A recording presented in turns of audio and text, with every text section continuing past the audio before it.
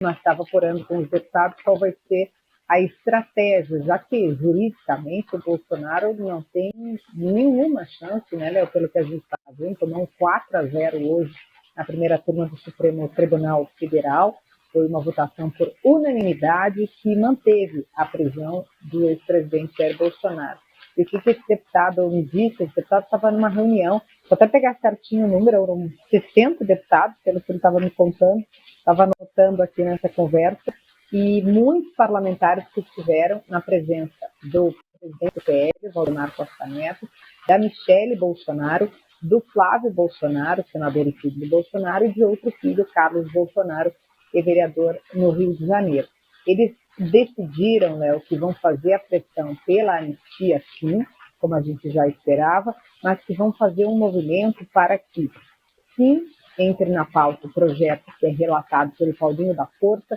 Essa é uma explicação rápida, é aquele projeto que a gente chama de anistia light, que é uma anistia, na verdade, voltada à dosimetria da pena. É para que a pena que foi imposta aos condenados no 8 de janeiro acabe ficando menor, por um cálculo de contagem ali, né, um cálculo de números de anos pela condenação, talvez com o crime de abolição violenta do Estado Democrático e tentativa de golpe de Estado se fundindo, então ficaria uma condenação somente, isso faria com que a pena ficasse menor e, em sendo assim, essas pessoas muito provavelmente seriam beneficiadas ou com regime semiaberto ou prisão domiciliar. Só que esse projeto, né, relatado pelo Paulinho da Força, com esse texto, ele não beneficia o Bolsonaro. E aí está o que eu quero contar para vocês, que é a movimentação para que, em sendo pautado esse tema, os deputados vão pressionar para que, vão apresentar uma manobra regimental, é possível, é prevista,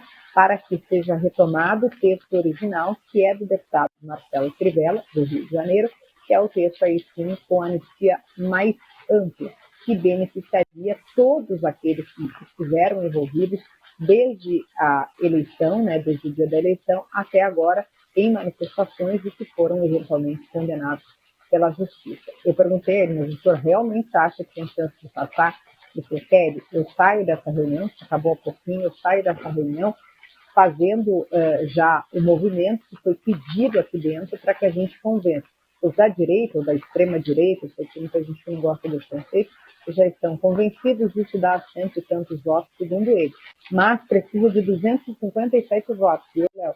Então, a missão dele e demais é convencer principalmente os deputados de partidos do centro, que tem alguma proximidade ou simpatia, né, com o Bolsonaro, com a direita, então tentar convencer esses deputados. Aí estão PSD, Partido Progressista, União Brasil, porque aqueles que estão do PL, do Republicanos e do Novo, eles imaginam que talvez já estejam um pouco mais conectados com essa possibilidade. E a anistia, eu lembro, ela chegou a ter muita força. Eu acho que a gente falou disso aqui quando eu cobri o julgamento no Supremo Tribunal Federal, aquele que gerou a condenação do Bolsonaro e dos demais réus no processo de trama golpista. A anistia estava super forte naquele momento. Eu conversava com os deputados, inclusive acompanhávamos o presidente da Câmara, o presidente do Senado, eles tinham assim, absoluta convicção. E aí o que aconteceu no meio do caminho, Léo? Teve a PEC da blindagem. A PEC da blindagem foi aprovada daquele jeito, né, na calada da noite, passando boi a boiada, foi uma coisa bem toque de caixa e uma repercussão imensa e muito ruim para a imagem do Congresso. Vocês talvez lembrem, né, das manifestações aí em Porto Alegre, inclusive, São Paulo, Rio, Brasília, outros estados. Isso gerou uma repercussão tão negativa que o Congresso acabou voltando atrás, enterrou a PEC da blindagem e nesse enterro veio junto a história da anistia. Eu diria que naquele momento foi um momento que o tema se tornou extremamente desfavorável e nenhum partido quis colocar, né, a sua imagem naquele momento de fragilidade e de repercussão negativa para o Congresso. Agora, com a prisão do Bolsonaro, isso a gente pode dizer, porque eu conversei com deputados, com líderes, com pessoas influentes no Congresso, que esse tema volta, sim, à centralidade. Amanhã deve ter uma reunião com o presidente da Câmara, Hugo Mota, já uma reunião dos deputados também daí de oposição mais ampla, hoje era do PL, estavam o Carlos, eu disse, né, o Flávio e a Michele. Aliás, no bastidor, viu, Léo? A Michele disse o seguinte nessa reunião, que porque o Bolsonaro não está comendo a comida, né, da Polícia Federal, aquela que é oferecida pelos agentes. Ele só come a comida que é preparada e levada naquelas bolsinhas, sabe, sacola térmica, a gente que recebe no fim do ano, kit de Natal, sabe, né? E aí a Michelle é quem cozinha. E ela disse nessa reunião que eles estão casados aí há quase 20 anos e sempre foi ela que fez, preparou as refeições, então ela faz a comida, bota na marmitinha, coloca na sacola e leva para a superintendência da Polícia Federal. Aliás, sobre isso, bom, a Kelly Matos está ao vivo de Brasília, acompanhando esses momentos pós-prisão do ex-presidente Jair Bolsonaro. Durante muito tempo lá em frente à sede da Polícia Federal e acompanhando a cobertura de toda a imprensa, e não só a sua, Kelly, mas muitos jornalistas estão passando 24 horas lá.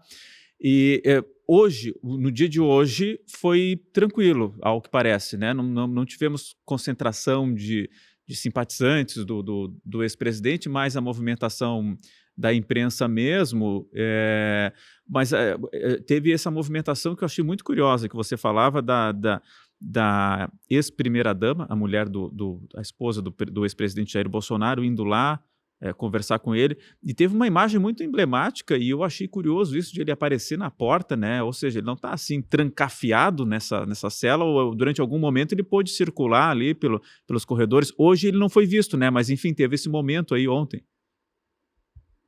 Importante isso que tu está dizendo, porque como jornalista eu estive, né, no sábado, no domingo e hoje, segunda-feira, durante todo o tempo, não só eu como os demais colegas, e conseguiram registrar. Aí o que a Polícia Federal fez hoje? Colocou esse filme, né? Colocou um adesivo lá, um equipamento, uma tela mais escura, para que a gente não possa mais ver o Bolsonaro, por exemplo, fazendo essa movimentação. Por que ele estava ali, Léo, na porta? Exatamente na porta por onde a gente acessa a superintendência, né? A gente não, mas os advogados, os familiares, quem vai visitá-lo. Porque ele tinha ido levar a Michelle Bolsonaro, a esposa dele, já que tinha encerrado o prazo, o momento, o horário da visita. Ela foi autorizada pelo Alexandre de Moraes a visitar entre 3 e 5 da tarde. 3 horas em ponto, o carro dela passou ali pela porta e 5 horas em ponto ela estava deixando o prédio. E aí é naquele momento que a gente consegue ver o Bolsonaro. Ele foi levar ela até a porta, foi levar a esposa, e aí, como você disse, eu acho muito corretamente, ele está bem, né? Ele está conversando, a gente não consegue ver, por exemplo, nada de soluço, ele está ali, até na primeira imagem, na primeira foto que a gente tem registro, a gente ali não consegue ver, mas a câmera capta, porque os fotógrafos colocam ali a lente e pela né, a capacidade, o Léo entende mais de foto que eu, mas pela lente eles conseguem acessar. Então, a primeira imagem que a gente vê ele com o semblante mais fechado, mas depois da imagem da câmera, né, do registro do filme, digamos assim, aí a gente vê ele super descontraído, chega a rir com os agentes, conversando, e aí sobre ele estar ali na sala essa de 12 metros, ele tem direito a banho do sol, ele pode fazer caminhada, ele pode receber visitas, né, ele pode receber, como está recebendo as refeições, com a ex-primeira-dama, esposa dele, ele ficou 2 horas, ele conversou bastante, ela disse hoje nessa reunião que eu estava apurando, que a preocupação dela, Michelle, é com a questão dos remédios. Porque uma pessoa que toma muito remédio, em caso do Bolsonaro, segundo ela, ele se atrapalha, né? São vários os remédios que ele tem que tomar e, segundo ela, seria ela quem tem esse cuidado. Mas o registro, a gente está vendo as imagens no momento que ela chega na superintendência, ela foi, Léo, ovacionada, ela foi, assim, quase como uma entrada de uma celebridade.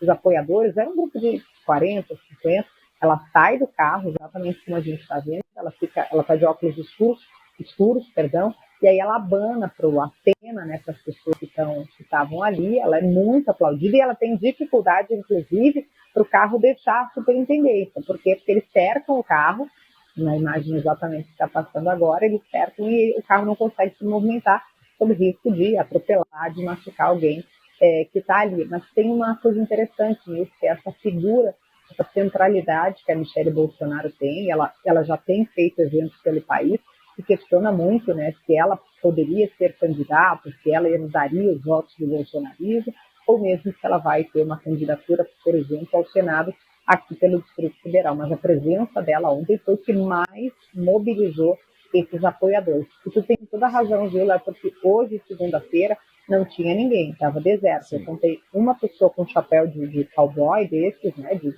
enfim, eu nem sei dizer como que é, e uma de Sim. bandeira do Brasil. Ontem tinha gente, hoje não tinha ninguém.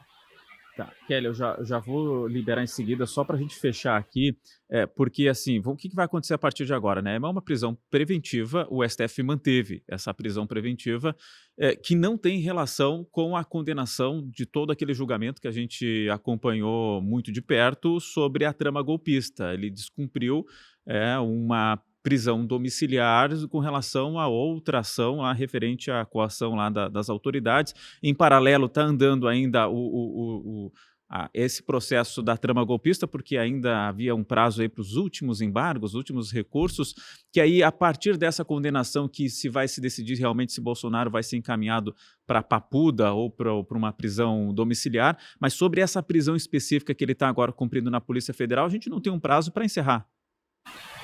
Não, Léo, essa é uma prisão que a gente chama de prisão preventiva. É a mais grave das prisões, quando a gente ainda não tem uma condenação.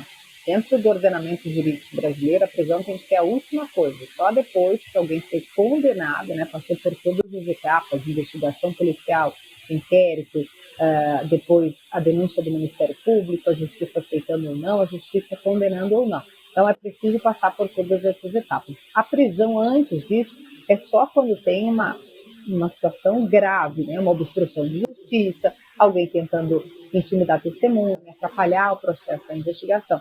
E foi exatamente isso que o ministro Alexandre de Moraes pontuou no seu voto que o Bolsonaro estava fazendo. Primeiro, eu acho importante fazer essa diferenciação que você faz, que até de alguma forma o prefeito Sebastião Melo fez, né, Léo? Quando ele diz, teve uma antecipação. Por que ele está dizendo isso? A gente tem, de um lado, o processo, a trama golpista, né, o processo que apurou uma tentativa de golpe de Estado, e nesse processo o Bolsonaro foi condenado. Então passou por todas essas etapas que eu citei. O inquérito policial, a investigação, o Ministério Público, a Justiça, tudo isso foi cumprido. E você falava do prazo, Léo, hoje, meia-noite, se encerra o prazo para a última apresentação, a última leva dos embargos de declaração. E o ministro Alexandre de Moraes pode decidir, a partir dali, se negar os embargos, pode dizer, a partir de agora, eu quero que cumpra. Traduzindo, Bolsonaro vai para a cadeia, Anderson Torres vai para a cadeia, Almir Garnier vai para a cadeia. É isso que a gente está falando. Então, a gente está nesse processo, nessa etapa final. Agora, se a gente for falar dessa prisão que o Bolsonaro está tendo agora, não é um processo que não, aliás, um processo não passou nem por metade do estudo que eu citei. Por isso que o prefeito Sebastião Melo falou em antecipação. A gente está falando de um processo que é a coação, tentativa de pressionar as autoridades, de coagir as autoridades brasileiras a mudar o resultado do julgamento do Bolsonaro, fazendo a chantagem com os Estados Unidos, aplicando tarifário. É esse processo. E, aliás, nesse processo, o Bolsonaro estava investigado, mas sequer foi denunciado. Então, por que ele está preso se ele não foi denunciado? Simplesmente porque ele cumpriu medidas da justiça, né, Léo? Quando a justiça impõe alguma coisa, não pode usar telefone, não pode usar rede social, não pode fazer manifestação, ele foi descumprindo uma por uma. Aí o Alexandre de Moraes subiu um degrau. Não, então ele vai ficar preso em casa, já que eu te deixei em liberdade, se não cumpriu, em casa. Aí em casa ele faz o quê? Queima a tornozeleira. Uma solda, né, e queima a tornozeleira, viola a tornozeleira. Aí o Alexandre de Moraes diz, se em casa tu não está respeitando, então tu vai ficar preso. É mais ou menos, né, numa tradução livre, isso que está acontecendo. O que todo mundo está apostando aqui em Brasília, que me parece que vai acontecer, é que essa prisão vai emendar nessa, né? A prisão que é preventiva, que não tem prazo, vai acabar emendando, porque nós estamos há poucos dias na iminência do Alexandre de Moraes mandar prender já a partir da condenação na trama golpista.